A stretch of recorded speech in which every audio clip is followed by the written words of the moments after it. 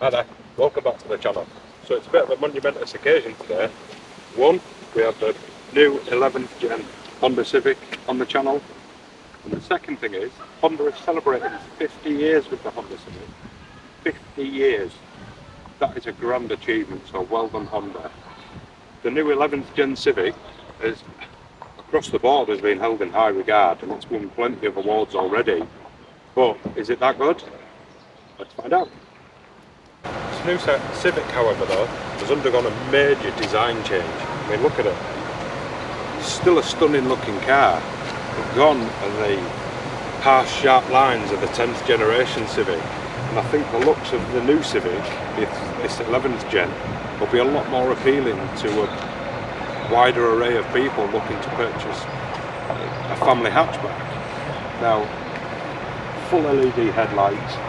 This grille is what I really like. It's like a honeycomb across the front, even towards the rear. The design is really nice. It's a really nice looking car with the 18-inch wheels.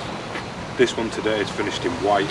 So I want to say a massive thank you to Marshall Honda at Harrogate for obviously letting me take this out today and film this review for you guys. So I'll pop their website in the description below, so make sure you go and check them out.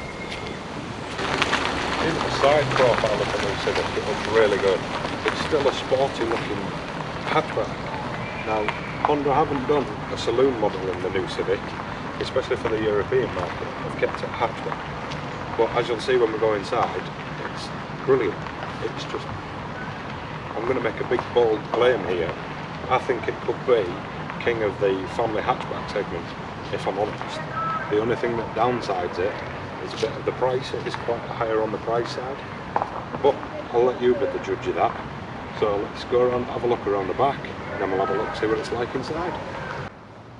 So around the back, we've still got a real subtle contemporary design with the new Civic here. And as you'll see, it is an eHev. So Honda have made this new Civic a hybrid only. There is only one powertrain available, and that is a 2-litre petrol engine that's come out of the Honda CR-V. They've fettled with it a little bit, made it a little bit more economical, given it a little bit more power, but it suits the Civic really well, and the way it drives and the way it goes, it's just perfect. You don't need any more power than what it gives you. It's just fantastic. The new Civic is incredible with its practicality. One big thing for its practicality is its boot, and it is class leading compared to its rivals. So the Toyota Corolla with 361 litres, the Ford Focus with 380 litres, and the Volkswagen Golf with 375 litres. The Civic has 404. So plenty of space for a pram, your weekly shopping, anything you want really, you can squeeze it in here. The practicality is fantastic. There's not that big of a load lip either, which is really good. You do have some underfloor storage. With the seats down, you're looking at over 1200 litres of space, so there's plenty of room. A nice little load cover across the back that's easy sliding plate. Space back here in the rear seats is excellent. You could comfortably sit 2 adults on a road trip. It's that roomy. Plenty of leg room. This seat's in my driving position. I've got plenty of headroom. There's 2 USB charging ports back here, so obviously your kids can charge their tablets or you can charge your laptop on the go. We have ISOFIX points on the outer 2 seats. The middle seat, however, is a little bit narrow, so you won't be grown up in there, but perfectly fine for a child. Got a centre armrest with a couple of cup holders, but it's just very spacious and airy in here. It's quite light, even with the dark headliner and the dark trims. It's very light. You have a nice decent sized door pocket back here, so your kids can pop a fruit chute in. No storage on the back of the driver's seat, however you do have a pocket on the back of the front passenger seat. So another plus for the Honda Civic. I mean, space wise back here isn't as roomy as such as the Seat Leon or the Volkswagen Golf, but still it's fantastic and plenty of room, and the seats are very comfortable. Up front, however, it's still very contemporary styled. To be fair, it looks like they've gone a little bit German with the interior. You have this nice mesh across the dash. These are your air vents. All trim models get a 9-inch infotainment system, which is, it's clear, it's easy to use, I've never found Honda's infotainment systems as good as some others, like in the say Leon or the Volkswagen Golf, but they have made improvements, and it definitely shows. It's easy to use, it's easy to navigate, the menus are easy to use. As sat nav, you still do get across the range Android Auto and Apple CarPlay, which I find really advantageous because it's just so much easier to use and it's a lot more convenient, should I say. But I will give a massive big thumbs up to Honda though, because they have stuck with the physical dials. They haven't got everything to control through the infotainment, so that's always a massive plus to see. But it's generally a really nice place to be. You have a really nice low seating position, obviously adds to that sporty feel when driving. You have height and reach adjustment on the steering wheel. You have a couple of paddles at the back here. No, they're not for changing gears because this has an ECVT gearbox, which basically means has no gearbox at all, has no gears. The hybrid setup with the engine, the engine drives the front wheels and practically acts as a generator to put power back into the battery. But down here you've got your 12 volt socket, you've got 2 USBs, you do get a wireless charging pad, but that comes in the Sport or the Advance. The Elegance doesn't get this. The Elegance also only comes with 17-inch alloy wheels, but plenty of safety kit. Storage is good, you have a nice little storage box down here. Glove box is an okay size, and then obviously the narrow A-pillars give you a really good visibility, same all around. With the smaller rear windscreen though, with the sleeking style roof, it does impair the view out a little bit. The mirrors are really good, the controls are all easy accessible, the steering wheel controls are easy to use and easy to manage. The steering wheel is a really nice grip, it's just fantastic. Cup holders, decent enough for a decent sized bottle. Same with the door bins, you can get a decent sized bottle in there too. So that's always good. There's nothing worse than when you come to getting a coffee from Costa, a nice big one, and it won't fit in your cup holder. The drive selectors are just at the sides of your leg. They're okay. They're not the best in some regards that I've seen, but it's just a placement more than anything. It is quite close to your leg, but other than that, I mean, a day or two and you wouldn't even notice it.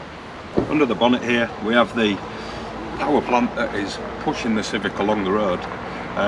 No longer is there a 1 litre 3-cylinder or a 1.5 petrol. There is only one engine option available, and that is this 2 litre eHev. They've lifted it out of the Honda CR-V. They have fettled with it a little bit though. They've given it a little bit more power. They've made it more frugal. It's a lot more efficient. They've tweaked obviously the eHev system so it works a lot better. Obviously majority of the times that I've been out this morning with it around Harrogate, and it's run on purely electric, which is fantastic. It's what you want, and if you're not ready to make that jump into a fully electric car just yet, this is perfect. It produces 183 horsepower, 0 to 60 in 7.4 seconds, so it's no slouch, no couch potato, but as you'll see when we take it out on the road, they have designed this with the Type R in mind because it handles fantastic, and the way it all ties together is just brilliant. So well done Honda. So let's take it out on the road and see what it drives like.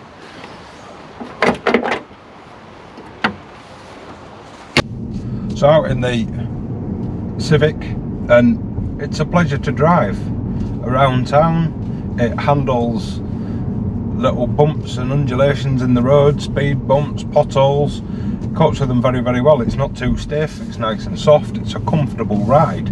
With the low down seating position, it's a really nice place to sit. It's just one good thing that the Civic is good at, and what I found with the previous Civic as well was just its practicality, its manoeuvrability and visibility. It's all excellent, very, very good. The handling, however, though, you get it out on those B roads and it just handles an absolute dream. It corners very, very well. It holds the road well. We've got a nice weighty feel to the steering. As you can hear, we're currently running on the petrol engine, but to be fair, around town, 30 miles an hour and below, it's majorly been in electric, running off the battery. It's not as... It does run on electric more often than not, but you wouldn't get as many miles of electric driving out of it like you would compared to a Golf, a Focus, or the Leon plug-in hybrid. Obviously the plug-ins have got a longer electric range, but still, I mean, Honda claims 60 miles to the gallon. So far around the roads of Harrogate and around Harrogate and Knaresborough, I've been averaging 56 to 58 to the gallon, which is excellent. I mean, it's one of those family hatchbacks that I think would tempt people away from going for the more conventional family SUVs that we seem to be awash with all over the market at the moment. As for pricing though, I mentioned earlier on in the video that it is quite expensive. I mean, the entry-level Elegance comes in at just over £29,000. That you get obviously 17-inch alloy wheels, you get the 9-inch infotainment, the sat-nav, Android Auto, Apple CarPlay, fantastic. Go up to about £31,000 and you get this Sport. You get the 18-inch wheels, you get privacy glass, you get LED headlights and tail lights. It's just a fantastic package. I mean, I think the Sport is going to be the most popular one, whereas if you go for the Advance, then you're going to get the full leather interior, you get a full digital driver display, obviously in the Sport, and I think it's just the Elegance, you get part analog driver display. But still, even the base spec model Elegance is packed with tech and kit for your money, and it's a fantastic all-round car. It drives fantastic. I did have a question over on Instagram from my good friend Armagan from Armagan Reviews. If you haven't checked out his channel, I'll pop his handle in the description below. But he asked what the ECVT was like, and I have to admit it's very, very good. You get it up the revs, doesn't cause the engine to be very, very loud like you do find in some, but it's not a conventional gearbox in a sense. There is no gears.